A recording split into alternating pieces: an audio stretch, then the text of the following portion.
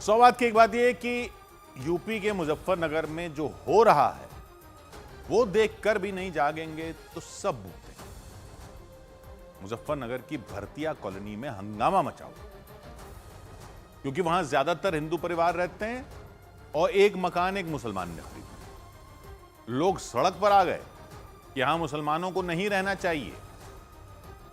आरोप यह है कि मुसलमान ने खरीद लिया और कोई आरोप नहीं। उनका आरोप है कि जो लोग आए हैं वो लोग वहां नमाज पढ़ रहे हैं और कोई बैनर वगैरह लगे हुए हैं वहां पर। इस पर सब लोग बहस किए जा रहे हैं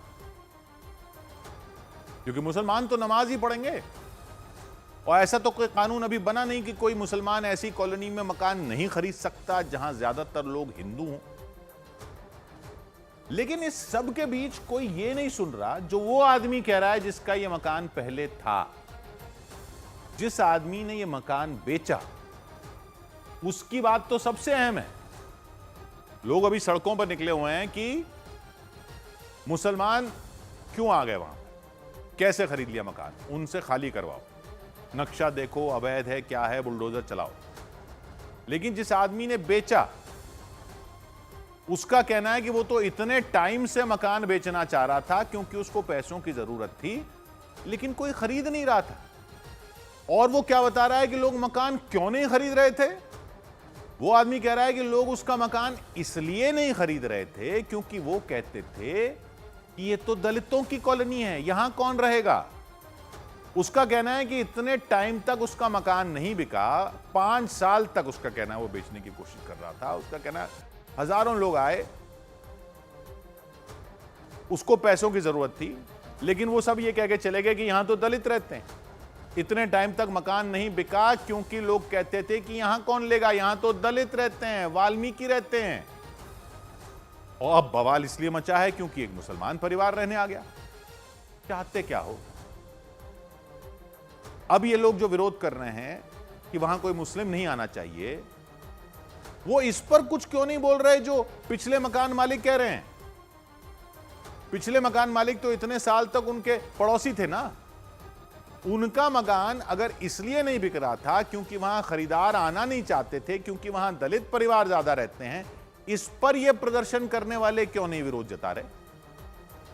संविधान के हिसाब से, कानून के हिसाब से या किसी भी हिसाब से यह सब सही नहीं हो सकता, वो तो छोड़िए। अब हालत तो देखो क्या हो गई है।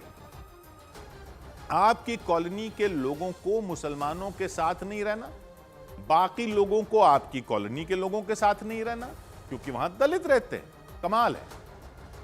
आजादी के 77 साल, हिंदुस्तान के टुकड़े होकर पाकिस्तान बने 77 साल हो गए, संविधान का राज है, कानून का राज है, वगैरह वगैरह सब बातें तो साइड पर रखो। ये तो देखो हो क्या रहा है। अभी तक तो आप ये ही तय नहीं कर पा रहे हो कि आपके इस ऊंच नीच के पापड़े में ऊपर कौन है और आप नीचा किसे मान रहे हो। कोई मकान खरीदने को राजी नहीं और आप कह रहे हो कि उन्होंने कैसे खरीद लिया। उन्होंने कैसे खरीद लिया। अरे अपना घर तो देख लो पहले।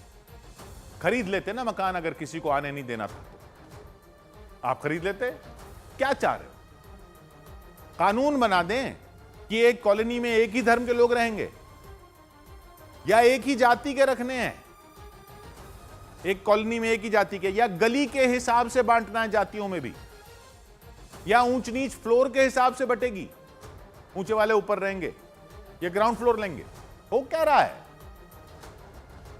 चुल्लू पर पानी ले लें हम सब, डूब न मरे उसमें। 100 बात की एक बात। न्यूज़ 18 इंडिया चौपाल, एक ऐसा मंच जहां जब जब बात निकलेगी तो सिर्फ दूर तक नहीं बल्कि दुनिया के कोने कोने में जाएगी। क्योंकि इस बार बात होगी भारत के वैश्विक महाशक्ति बनने के लक्ष्य पर। सरकार, समाज, सेलिब्रिटी और स्पोर्ट्स स्टार्स के साथ न्यूज़ 18 इंडिया चौपाल देखिए सिर्फ न्यूज़ 18 इंडिया पर।